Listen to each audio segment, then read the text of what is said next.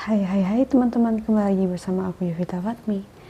Oke, di hari ini tepat di hari Kamis tanggal 12 Februari 2026. Ini udah masuki hari ketujuh. Teman-teman, udah pas seminggu berlalu. Oh my god. Alhamdulillah untuk minggu awal ini masih lancar, aman jaya gitu ya teman-teman. Untuk challenge aku berikutnya, semoga aja sampai akhir itu semangat dan nggak ada halangan dari tangan untuk aku record video apapun di hari berikutnya teman-teman. Oke, untuk hari ketujuh ini teman-teman, aku akan memberi judul atau tema pada cerita aku,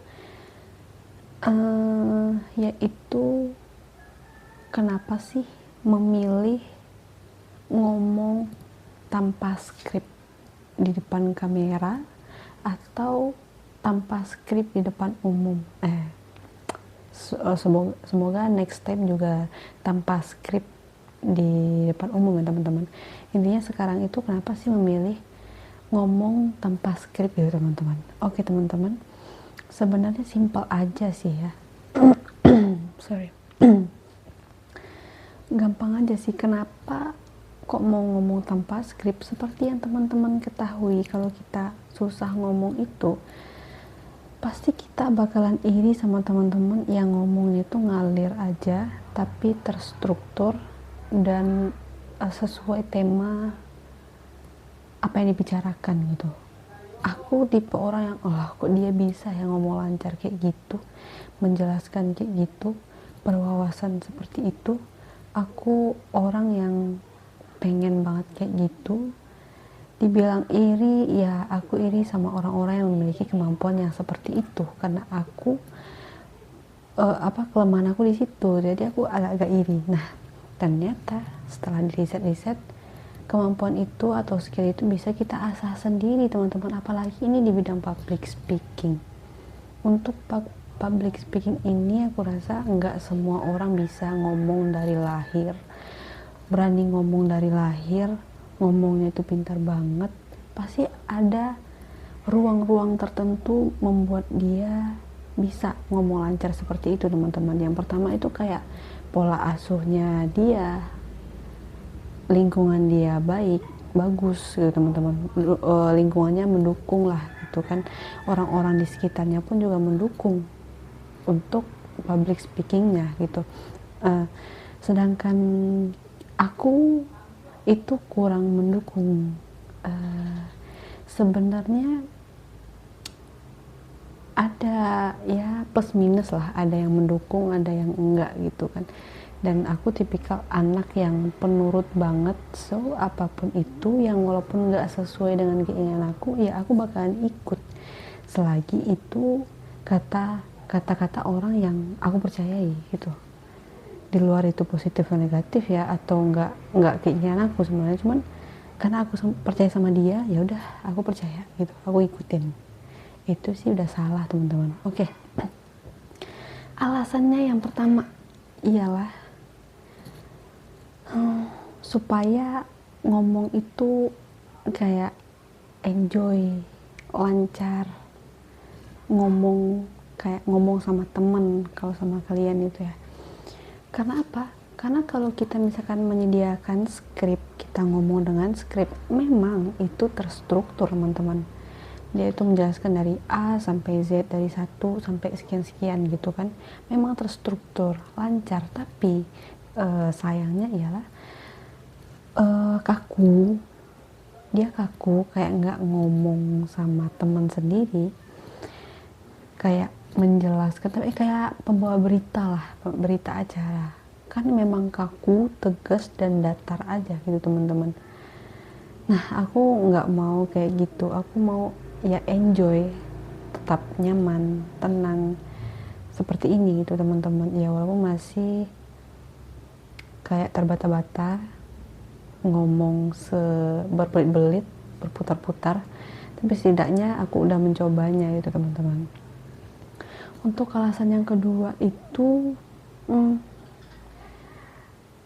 agar otak kita itu lebih berpikir cepat, berpikir kritis, dimana di satu situasi itu kalau kita nggak pakai skrip, itu otak kita langsung jalan, mau ngomong apa lagi ya, mau menyampaikan apa lagi ya, itu lebih bagus untuk otak kita supaya terbiasa dia, teman-teman. Kemudian karena otak kita udah terbiasa untuk berpikir yang cepat, yang kritis gitu, itu membawakan kita pada situasi yang aman juga, teman-teman. Kalau misalkan ada situasi yang mendadak atau yang mengharuskan kita buat tampil cepat, gerak cepat, nah itu kita nggak overthinking, teman-teman. Karena kalau misalkan kita mengharapkan teks atau skripnya, itu akan mudah terdistract, akan mudah berpikir yang negatif, overthinking lah gitu, teman-teman. Jadi kalau misalkan kita ngalir aja, sebenarnya bagus juga buat spontanitas. Jadi sebenarnya kata-kata yang bagus itu atau ide-ide muncul itu ketika kita sedang spontan, tanpa sadar, ternyata yang gue omongin itu ada benernya juga ya, bagus juga nih isinya gitu kan. Karena nggak terbayang-bayang aja, dia langsung speak up gitu aja, karena yang terlintas di kepala kan langsung kita omongin gitu, teman-teman. Dan yang selanjutnya itu mengurangi untuk take ulang, teman-teman. Percaya nggak, aku sekarang ini ya anggaplah 2 kali take video itu maksimal, bukan maksimal ya, intinya maksimal itu 3 kali take video. Di luar itu aku usahain sekali take video. Di video-video aku sebelumnya itu aku usahain itu sekali, makanya aku nggak terlalu banyak edit karena aku mau lihat progresnya juga, teman-teman. Dan sekarang untuk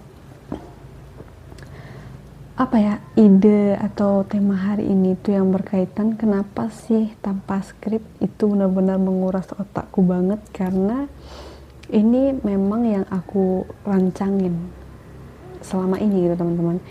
Supaya ngomong lancar depan kamera itu kita menggunakan tanpa skrip. Teman-teman kan aku pernah lihat juga konten-konten orang lain bahwasanya kalau kamu pengen ngomong lancar depan kamera, omongin aja, ceritain aja apa yang ada dalam kepala kalian.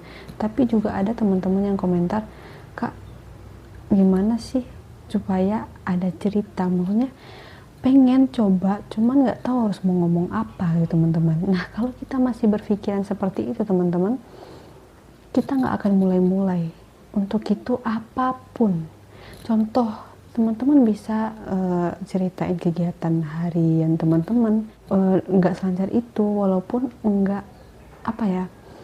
sesuai temanya, hanya bervariasi dari A sampai Z, itu nggak masalah. Yang penting coba aja dulu, kita masuk aja, pokoknya coba teman-teman. Tanpa mencobanya kita nggak akan pernah merasakan dampak di kemudian hari. Kita nggak tahu kan